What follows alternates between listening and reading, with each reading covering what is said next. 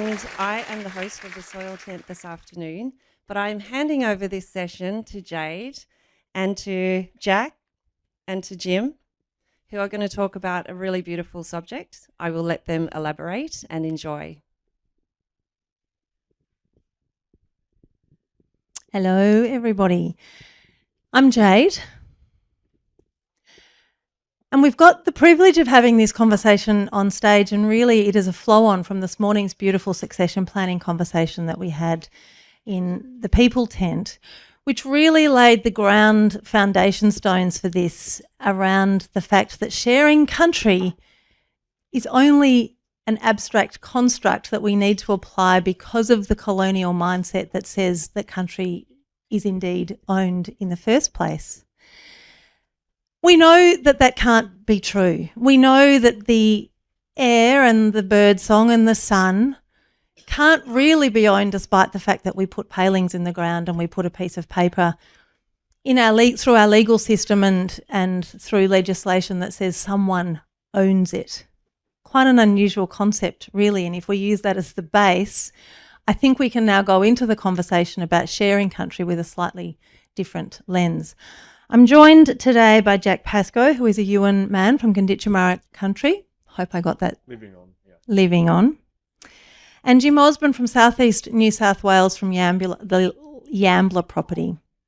And this is a relatively new relationship and it's still evolving and they don't have all the answers. But what we do want to do today for you guys in the room is to take you through the process and an example of what it looks like to see country through slightly different eyes and to see country as its own living entity with a voice of its very own, sitting front and centre in the way we're all making our decisions.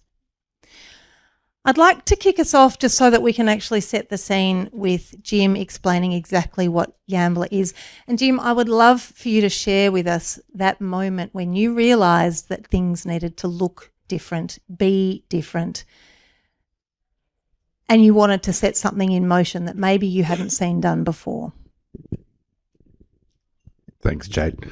So yeah, I'm a sixth generation farmer. My family, were super effective colonists, and that's how I sort of, have the privilege that I have today. And I don't reconcile from that. It's what you do with that privilege that you've actually inherited. And so I ended up with a piece of land. It was 1,500 hectares. And it was the piece of land that none of my family wanted. And I could see sort of an absolute beauty in it. And I could see that there was a real lovely story to be told here. And so I put my hand up and said, I'll have that. And so I've just now been trying to work through what that looks like. And it started off with covered in blackberries. And I'm like, okay, well, I know what to do here. I start peeling the blackberries back. And then I started, I built a house. And it was all sort of going along, but in the background, I always knew I had this unreconciled sort of business in terms of with my privilege of where it came from.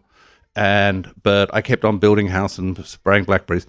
And suddenly we got to 2020 and we had the fires that ran through the property and it burnt every single bloody bit of it, except our house. And it burnt from tip to toe. And after that fire had gone through and I was standing in the kitchen, anyway, with my husband, and I'd just been out in the property and everything was still on fire and the whole neighbourhood was on fire and the swamps were on fire and everything was burnt. Our swimming pool was full of dead birds and I was saying to him, I just don't know where we're going to go in the future with this. And I know that everything I know is gone. That whole colonial family thing, all the fences are burnt. That opportunity to go back into that space, I can't afford to rebuild the fences. And this day is different. And I don't know how it's going to be different, but I need to find my people. And I don't know who my people are, but I need to find them. And the really lovely part of this story is that not only through meeting in Jack's dad, Uncle Bruce, but being in a tent like this, I really actually have found my people.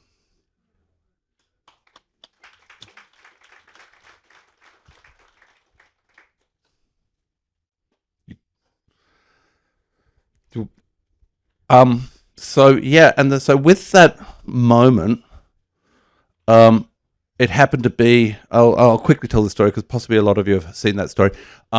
I saw in the Guardian a story there was Bruce walking across his farm nearby. People had kept on telling me you should read Dark Emu, and I'm like, meh.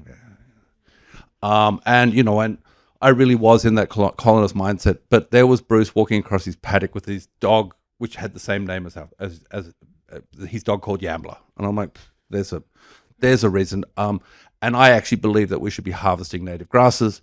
So, and there he was talking about harvesting the same grasses that we had, and so I rang him up, and he showed up with Jack's mum and an Aboriginal man called Terry, and Terry is a direct descendant of the mob that was from that area, from our valley, and we began to look at the country together. And I know one of the really important parts of the story, and the thing that I get asked all the time, how did you do that? And it was easy, really. I was frightened at the time, when my colonist mentality thought that something was going to go wrong, and the whole, I had an aunt who gave the land to the Aborigines, and that was folklore in the family. It was like Jesus, so I invited them anyway, and this is a really lovely story has evolved out of that. Should I keep on going? I'm quite keen to give you the microphone because we're talking about sharing country, which is an abstract concept in itself, but it's sort of fundamental to rewriting right relationship. And I would be interested to know what your sense of right relationship is, Jack. I think for us, and so the nuts and bolts of the transfer is that it's the titles have been transferred to an organisation called Back to Country, which was founded by senior Ewan Lawman on the south coast with his other cultural associates to continue and support cultural practice, but also looking for some piece of country where that could be in perpetuity. So we had issues having practice on other properties previously where we lost access to land because our names weren't on the title, if that makes sense. So that was in the forefront of Uncle Max's brain, and eventually through Dad, the connection was made with Jim. What is sharing country? I don't mean to be flippant or facetious when I say, for me, the way I see it, Jim has actually shared responsibility with me, not a right. Or it is land ownership is such a bizarre concept. It honestly can't be reconciled with an Indigenous worldview. And to be perfectly honest, I'm not sure why we continue reconciling it in any system. But it comes with a series of responsibilities that we all need to accept. And so the sharing part for me is the sharing of that responsibility.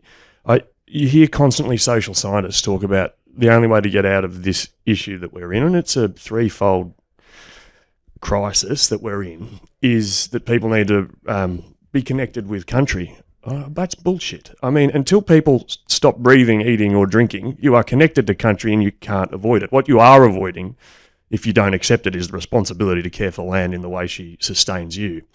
And we do need to flip that narrative a little bit. So for me, sharing land is sharing the responsibility. And the generosity of Aboriginal people, and I spoke about this yesterday, so I don't want to repeat myself, but in many instances, and specifically on the country that I live, with Gunditj Mara's first thoughts when non-Indigenous people came to their country was, how do we initiate this mad mob into the law of the land so that they can actually understand their responsibility and where they fit it into that?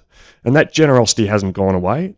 There's a whole lot of crap that's come with colonisation. There's social disadvantage, and that shit needs to be reconciled, and it doesn't go away. But the generosity of spirit to share responsibility is still there. And I think I hope this can be a demonstration of that. Yeah, Well done. When we were talking just before we came in here, we were talking about the fact that shared responsibility is all very good and well, but actually I'd never heard this term of black suri. I quite like it though because it's pretty self-explanatory and really the desire of those to do the right thing or to lean in to what feels principally and or values aligned is great and growing, but the pressure that then puts on Indigenous knowledge keepers is almost oppressive. Can I get you to talk to that a little? Yeah. So I thought it went in turns. I thought I was off the hook for a bit. So I guess there is a lot of interest, and I think we need to point out there's a lot of interest in traditional knowledges, right? And that comes from a good place. Yeah. And I don't ever think that we're dismissive of that. I guess the thing that we need to be really cautious of, we all want a black fella. Like, I mean, brother, you would get this all the time. Come and burn on country or do this thing that's super deadly and stand on one leg and shit afterwards. But it actually is a value proposition that kind of doesn't work necessarily for Indigenous people, right? So we come on, maybe you pay us to run a workshop or whatever, and then we go away and we've actually transferred you a piece of knowledge that's 60,000 years old, and you'll then use that on your property forever. And will we? So, it's really important that we consider when we're taking that there's actually mutual benefit sharing and to value that. And, we could go into the world of intellectual property and the protection of it, but let's not. But let's acknowledge it. Like, this isn't something that's cheap or has come easily. This has come with a very, very long association that non-Indigenous people, of which I am 98%, you just can't have the association of that long relationship with a piece of land that takes you through ice ages and droughts and everything. That was hard earned and needs to be valued. Now I will pass the microphone over so you can have a break. So, Jim, I'm keen to know what it looked like for you. You reached out to Bruce, was the first step. He then introduced you to Uncle Max, and who brought another crew onto the land, and you walked it and you talked it and you started to map out what it might look like. Can you talk us through what the next couple of years then unfolded as and where you're up to now? Sure. Yeah, the relationship that I developed immediately was with Black Duck Foods, which is Bruce's and a bunch of other people, social enterprise for, and amongst other things, they harvest native grains. And so after the fire, there was an extraordinary abundance of native grain. And so I was having read this Guardian article that I talked about before. I rang up Black Duck Foods and said, look, there's a shitload of grain up here. Why don't you come and take it? And they're like, that's not how we kind of work, when that's, we like to have a transaction. I'm like, oh, okay, well, why don't you help us understand how to manage this piece of land through your lens? And so there was a transaction that started up. And so that was the beginning of the relationship. And then we worked out pretty quickly that if we wanted culture to be practiced on the land, then the knowledge holders need to have some skin in the game. So how do we give them a seat at the table that's a permanent seat at that table, that's not some wobbly one that can be taken away? And so it was a gift of piece of land. And so we gifted, and that took some type of, and I'm going to come back on that. It was a transfer of title, because I get a bit, and the idea of gifting is not something that entirely fits comfortable with me. But anyway, because it was a reciprocal act, is that by having the knowledge holders in the Ambler Valley, they got to solve their issue about not having a permanent home, and we got to solve a fairly equitable way of having being able to work together, have them at that table. So the future, it was not a big parcel of land. I don't think it was 160 acres, which some people would say is a big parcel of land.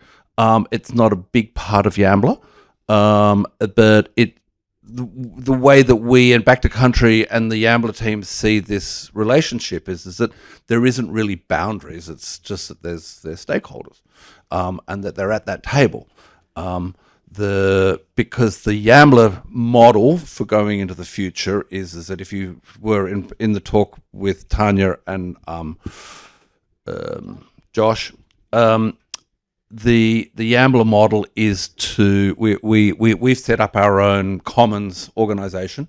We have a board of directors, and the idea is that the ownership of the land will pass into the commons, and that the Back to Country, who's one of the stakeholders, who will be a member of the commons, as will whoever's name is on the title. One of the things that the really important ways that I think that is the way we manage this in the future is that this commons idea is that you take away one person being the unilateral decision maker on that piece of land. I am currently am the unilateral decision maker on that piece of land. I've made some really crap decisions, and I acknowledge those, and I put my hand up and say, yeah. But when you got your back up against the wall, and you're like, should I do A or A? They possibly aren't decisions. But if you actually start bringing in other stakeholders into that table and looking at that and saying, and I'm not necessarily saying that those stakeholders are necessarily just mob or the landowner. Maybe there's room for ethical corporations who want to invest in biodiversity. Don't want to capitalize nature, but who actually want to support us in our efforts to protect the biodiversity. I say bring it on.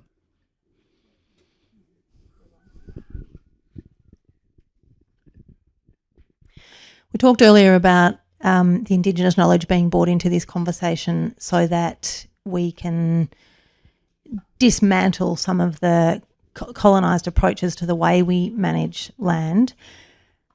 But because we have such strong structures and systems in place, sometimes that's not a linear process. And while yours has actually been relatively straightforward, your initial contact then kind of flowed on to develop a relationship that worked quite well. This isn't always a possibility. Can you just talk through the question that I've had from a lot of people knowing I was facilitating today was, where do I begin in this? That's hard, isn't it? But it's so I guess for me it's relationships and building relationships with people. Black, white, brindle, it really doesn't matter. All good things come from communities of people. I think in terms of relationships that lead to sharing with Indigenous people, probably the first thing to do is acknowledge that it's not that scary. It might seem scary, and black people might look scary or be scary because it's unknown, but in reality, Aboriginal communities are the most welcoming communities in this country, I promise you. If they can see that you come in the right spirit, you'll be treated as such. Now, that is not to downplay the social disadvantage which is rife in Aboriginal communities. And sometimes it is hard to get past that for the Aboriginal communities. But in checking the way that you come into a relationship or open the invitation, as Jim did, which was confronting for Jim, was to park some of your preconceived ideas. And then, we haven't talked about Uncle Max much, but his mantra was patience, tolerance and respect. And they are the three cornerstones of our culture, genuinely, as simple as that. Parking your ego and then practicing patience, tolerance and respect in all relationships. I think a lot of people, and I'm not really talking about land transfer, but going into partnerships with Indigenous people, expect them to go a certain way and expect a certain outcome. It doesn't work. Because Indigenous people have rights to self-determination, right? We have a right to co-determine together. And it's a really important principle that Australia is a signatory to under the United Nations Declaration of the Rights of Indigenous People and has been fucking awful at actually enacting. But that's what it is. And so private landowners have an opportunity to express the right to self-determination through your relationship with Indigenous people. We were going to go somewhere else. Oh, right. We're talking about... it's glad we had that conversation now, Jade, because I was getting distracted. I was getting all self-righteous and shit. Indigenous organisations and communities are in vastly different positions and different capacities and readiness to take on parcels of land and caring for country. Some are really well organised. But you have to understand, like, you do need, and I think this is possibly part of the homework everyone needs to do, is to understand the complexity of the systems that most Indigenous corporations and communities are working under. So understand what native title actually means if you're working on a bit of country that has native title, and understand what prescribed body corporates are and what they represent. They're not the be-all and end-all, but they're a good start. So, I mean, they represent people who can prove their apical ancestry, right? That doesn't represent every family that has a cultural obligation to that bit of country. I don't know why I'm holding this bloody cup. But it's important to understand that within Indigenous communities, the structures that have been put in place around them don't suit everyone. And so your relationships need to be wide and deep to start to understand that. And to do your homework is really important, because without that, you can't come from a place of understanding when you open the door. And it's really important. Capacity is an issue for a lot of organisations that are trying to do good work. And sometimes you're like, oh, we're thinking about this project. Like, could you just put some money into some admin people for us? Maybe that's a consideration. You know, these are really genuine concerns that don't get enough forethought. Thank you. It's good to understand that from the outset.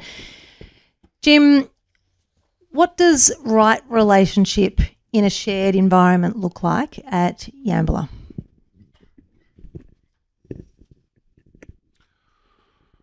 Right relationship in a shared. Where are we going? What's next?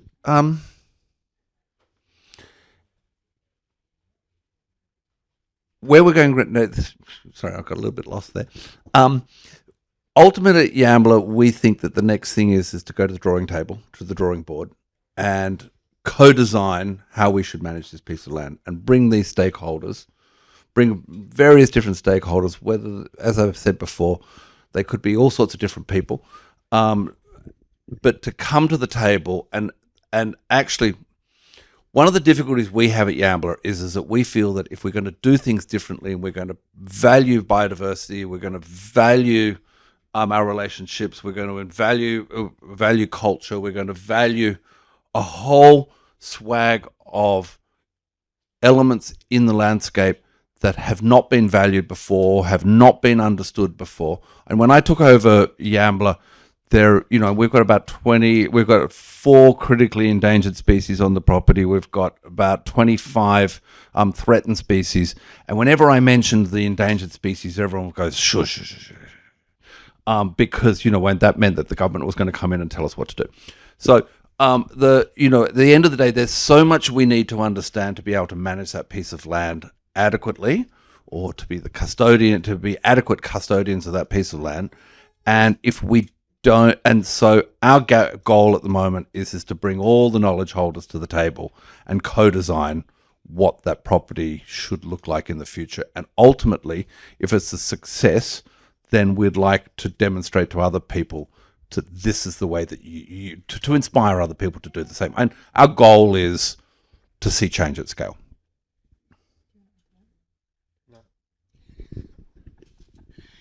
We've got a full house, and so I think it's probably time that we turn over to you. I know a lot of people feel like this is a burning, they have appetite to go in this direction as well. So I'm going to hand over to you to start asking the 2 knowledge holders on the stage. Any questions? Yeah.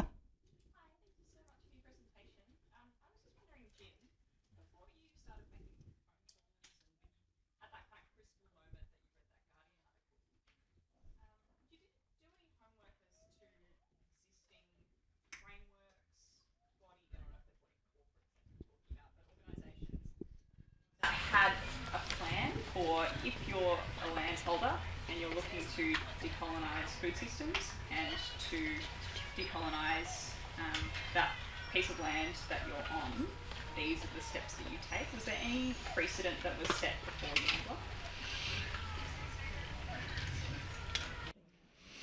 I think thank you. The question was, did we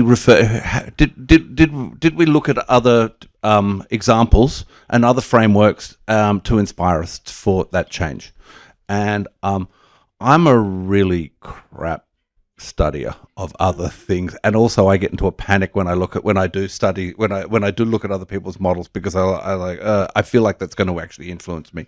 And I'm a real let's just get down into the dirt and try and work out what we think is right. And I'm assuming that country's teaching us what's right at the moment, but it's a really good question, because I think it's now, and in this sort of decentralizing the decision making on Yambler is that me, the shoot from the hip kind of guy, is time for me to move out of the way and actually really start other people who are much better at looking at models to begin to start taking control. But shooting from the hip has got us a long way up until now, and maybe it's a bad analogy, but yeah, I think it's worked really well for us. As long as you don't shoot us, mate. Yeah.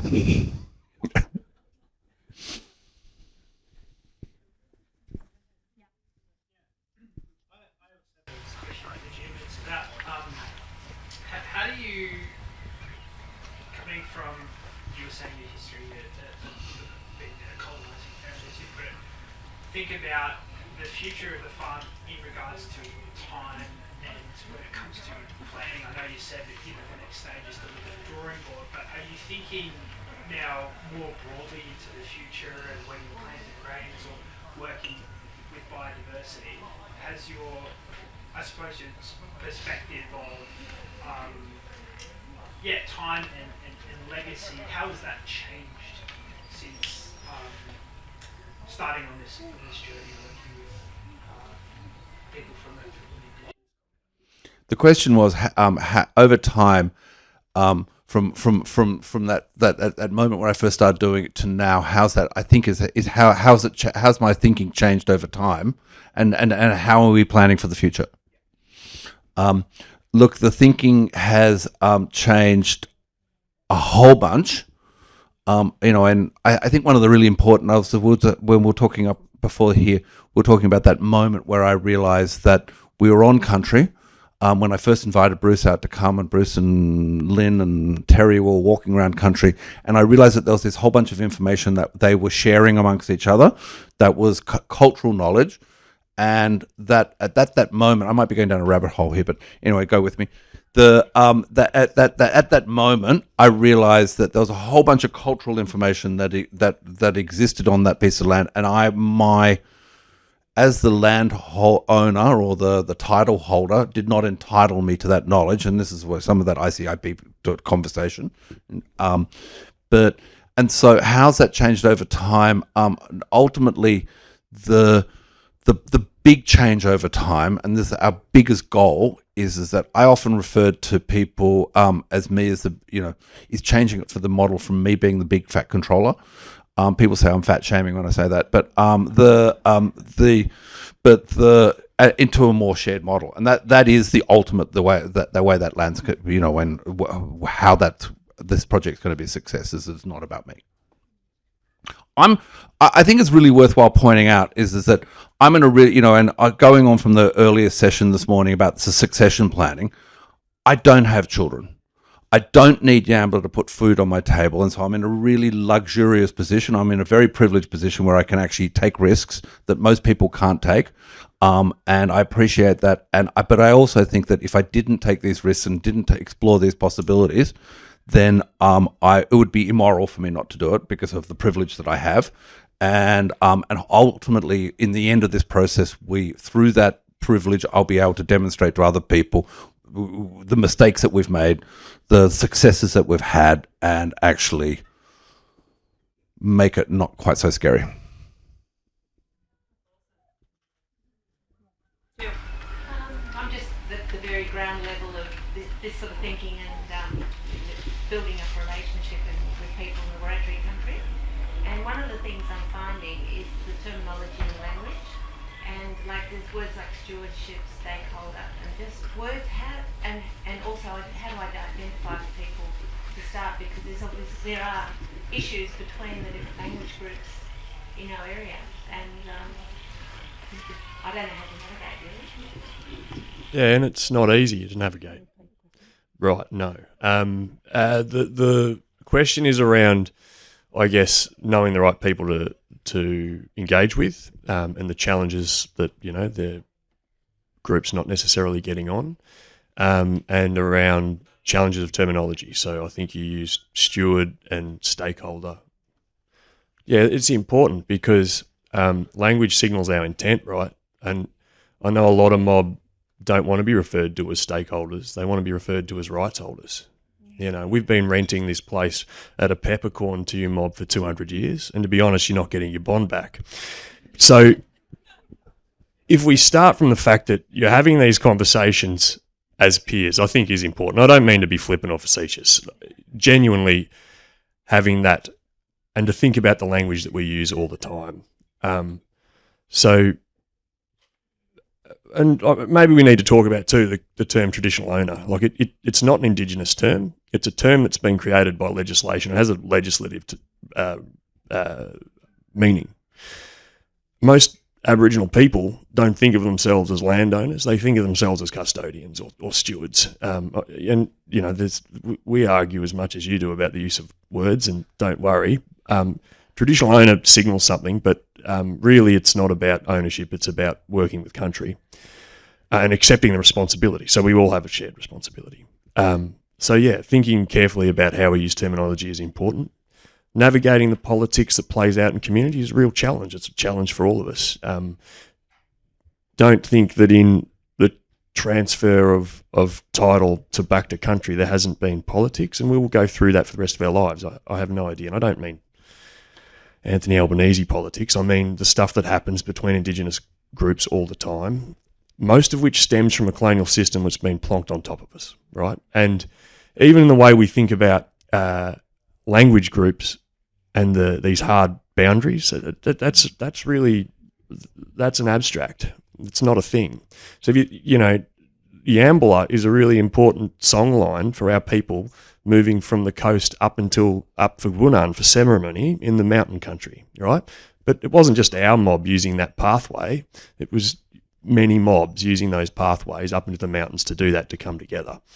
And, you know, they were blurry boundaries. They were well known. Everyone knew what they were, but it's not like people weren't moving between them. And so I think, to answer your question, which I won't do very well because there's no simple answer to it, I guess it's just being open-minded and going into relationships in good spirit, because it will be picked up on if you do, and expecting to be treated in good spirit back. And I think that's reasonable. I don't have a better answer. There is a stack of politics around traditional owner corporations because of what they are, but to understand that's half the battle, I think. There's a good way of not answering a question. I could probably be a politician. I certainly don't have questions. This is more of a respectful acknowledgement. I'll start with you, Jim. Mate, I can't be thankful as a human for the precedence that you've set on your property. And I really felt the pain when you started to describe how you felt when those fires went through your property. Now, I think it's like everything in life, sometimes we have to have absolute devastation and tragedy to wake up and realise what's important. So to you, my friend, I think everyone can really take something really positive out of what you're doing. Jack Pascoe, mate, you are a breath of fresh air that we needed down here. I only met you yesterday, mate. My spirit and my soul, listening to you speak as an Aboriginal man. I hope everyone realises just how lucky they are to witness this man in the last couple of days. Your humour has taken it to another level, but as a human, mate, wow, I just love who you are and what you represent, my brother.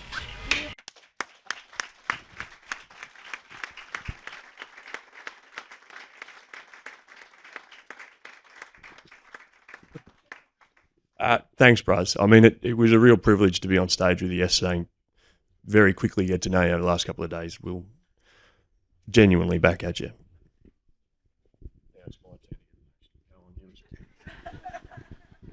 Look, thank you. I watched you two talk yesterday. That was a joy, absolute joy.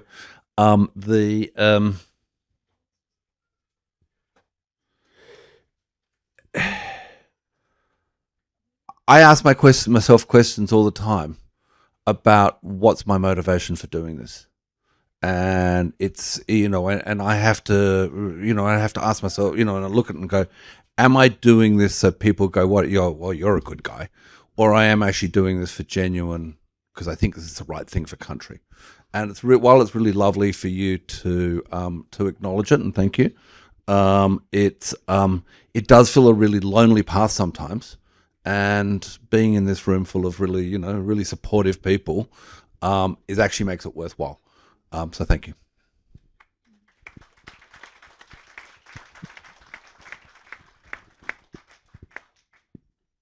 Heartache to follow, but are there any other questions?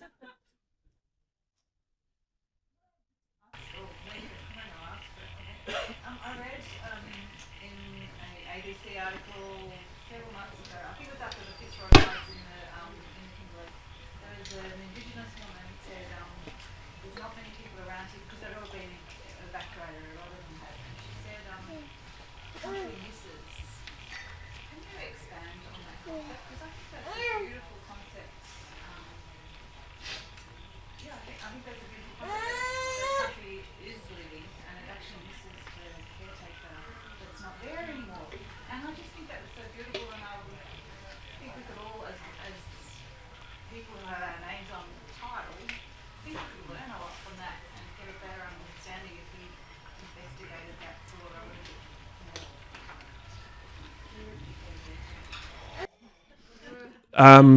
So you're drawing to the floods in the Kimberley region and talking about the concept of country missing her people. Yeah, well, this relationship we have with the earth is it's two-way. She will get sick of us eventually and she'll kick us off. If we're not careful, if we don't acknowledge that responsibility. And I understand the complexities around land ownership and farming cattle, but if we don't begin to demonstrate care, of course you'll miss that care. And we see it all over the land. We talk about flooding. Well, what stops flooding? Healthy soil stops flooding. So it's have a look at the ridge. I get, I'm an academic, which is a weird thing to be, right? And, we have all these arguments, and I guess by trade I'm a conservationist. And we have this yarn all the time about, we'll make national parks and she'll be right. And the rate of decline for biodiversity across the world is greater in protected areas than it is outside of it. Now, that's not to say that biodiversity is equal on farms than it is on protected areas. That's not the same. We're starting from a different base level.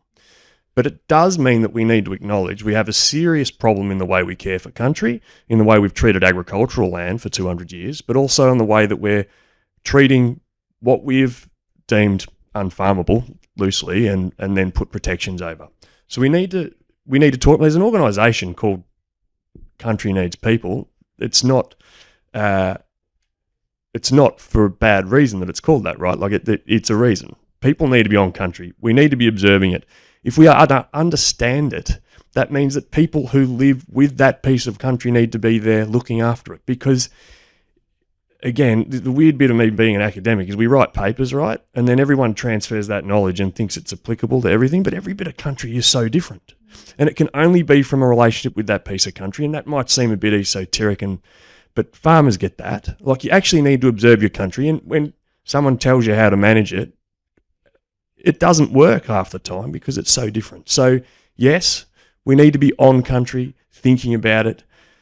The concept of protection, a lot of blackfellas don't use the term protection for a couple of reasons. A, normally when people think about that, they want us to stop hunting. What? 200 years and you want us to stop. But I guess the point is, it's a relationship with land, right, that is the key to us valuing it. And it's hard. We're a city-based society, right? But actually getting people out in the scrub is the biggest part to observe the changes. And we are in a serious crisis with the world. But if we don't have people acknowledging the change, then how can we steward it in a different way? And I've kind of gone off track. But she will miss the care and she will show us the signs if we're watching. Yeah, I'm just trying to get rid of it.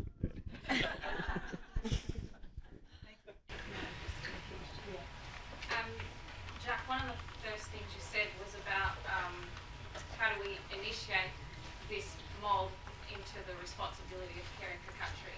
And I think that's one of the biggest pieces that is missing from, well, everyone, but as well as those who have their names on the title and are responsible for land. So we throw that back to you. How do we initiate everyone to care for country so that the world is not in the state that it is in and everyone's careful? So how do we initiate people into their responsibility for country? Is it sort of a good paraphrase? Good. Some of this stuff's not secret, nor is it particularly complex. One of the interesting things with Indigenous knowledge is normally we're asked for a way of doing something that people think sexy or whatever. You know, cultural fire is a really good example where non-Indigenous people come for us wanting that knowledge. We got good intentions, but what it doesn't get at is the principle of why we're doing burning in the first place, right? It's a recipe book. We don't want to give you the recipe book. We would like you to accept the reason that it was written. And that's, so, I mean, Woiwurrung and, you know, the first Bunjil, the creator, gave the Wurrung, the Wurundjeri laws by which to abide. And the first one is to care for the earth like she is your flesh and blood mother, because she is. That's the bit we want everyone to accept. And maybe the initiation into this country doesn't need to be more complicated than that. There is a lot more that goes with it. But if you really treat the land like shit and think of her as your mother, how do you reconcile that? So I guess that's my answer to you. And yeah, there's really specific information around each bit of country, but we're not at the first step probably. And then it's about listening. Like in the conservation world, we'll constantly say something and then it'll be twisted back into a conversation about biodiversity. I'm co-chair of the Biodiversity Council and I'm stunned by how often it happens where we'll say people need to be on country and then the conservation will go, oh, not the national parks, but You're like, well, they were all right 200 years ago. In fact, they were spectacular. So maybe initiation starts with listening.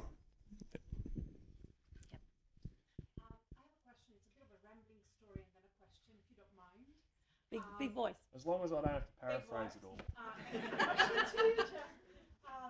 I've been involved with an organisation for the past decade called Slow Food. We're about the protection of edible biodiversity, food culture, such things, and right for small-scale biodiverse farmers. I've met your dad a number of times. We've had him as a speaker. He's a wonderful human being.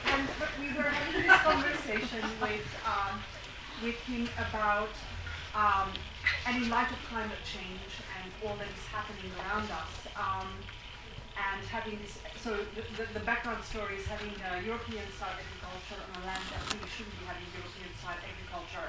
But yet there are roughly 25,000 edible things on this continent that are unique and are really rich in nutrients and minerals and vitamins and all the things that we talked about the past couple of days. And yet we don't really eat any of them, and mostly by large, most people on the continent do not know what is edible. I grew up in Europe, I can go out foraging and I can feed myself almost every season outside of winter. But that doesn't really happen globally here. So there is that cultural exchange of knowledge that you are talking about and the custodians of that knowledge. So in our mind, from a slow food perspective, where we very urgently, specifically because of climate change, have to change how we do agriculture, and we should really be focusing on edibles that are geoclimatically adapted to a specific place in order to maximize the output and take care of the land, really. How do you see that happening, and how could we expedite it, and how could we change the relation, not change, but how could we better and maximize those relationships so that we can go through this transformation and really become a continent where we are eating what is here geoclimatically adapted? Yeah, so how do we transition, I guess, to eating more native foods?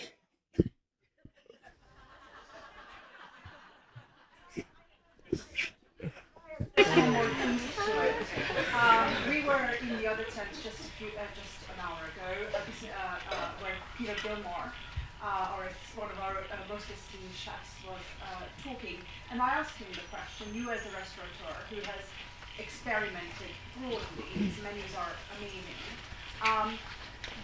why don't you use them? What is the barrier of not using more native ingredients? And one of the answers he gave was, and I hope he doesn't mind, I'm paraphrasing him, because he needs a supply chain. He can only get dry foods. He would need them fresh.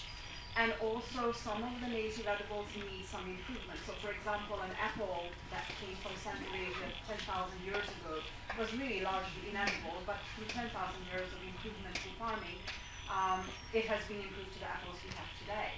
So some of those native edibles might benefit from that improvement that farmers and custodians can give it to become the apples of tomorrow. I'm not paraphrasing. So how do you embark on this journey where we together really give this continent what it deserves? Yeah. Yes. Okay. So very quickly, I'm not going to answer your question because it's a long one. What I will say is, the types of agricultural systems that Black Duck Foods is talking about, for instance, don't exist really. So that will take some time. But I mean, back to this subject matter. When and we talk about, I talked about Uncle Max wanted a place where we could continue our culture, and Jim provided that. But in the same way, before the land transfer, Black Duck Foods was looking to harvest grain and was losing access to places all over the place to do it. And actually, Yambala, before it was in our title, actually provided a place where we could do that. So maybe the first step is generosity. But you're right, I totally agree. I mean, the foods that are grown at low input, that are good for the soil, are here. And we need to think bloody seriously about it. Dad would have a better answer. One thing that that we do need to consider is 2% of the proceeds from native foods in this country go to Indigenous people. I mean, let's start there. Because if the value proposition's not there for mob, then they will fall back on beef or whatever it is because there's the value proposition. So it's about value. And I think chefs have a really big role in pushing. You know, people like Ben Sherry have been doing that for grains. I've got to stop because you're getting... Jim, Jack, thank you. It's complex. You want more? I want one statement. Have it. Yambala is crowdfunding. It ends at midnight tonight. Go to yambala.com.au. Any donations from anyone here? I know there's no reception, but thank you.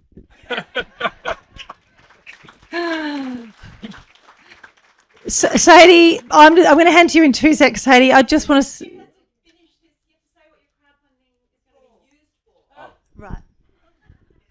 Right. Thank you, Sadie. The crowdfunding, you know, we have a knowledge gap here at Yambala. We, you know, and all these people that we want to put around the table, all these stakeholders, we want that they should all be equitably paid. What? All right. All these people, all these, they around the table, they all need to be equitably paid. It's all a whole bunch, it's all knowledge that doesn't exist. And so we're crowdfunding to pay people to be sit at our table and to co-design what the future of Yambala looks like. Thank you, Sadie.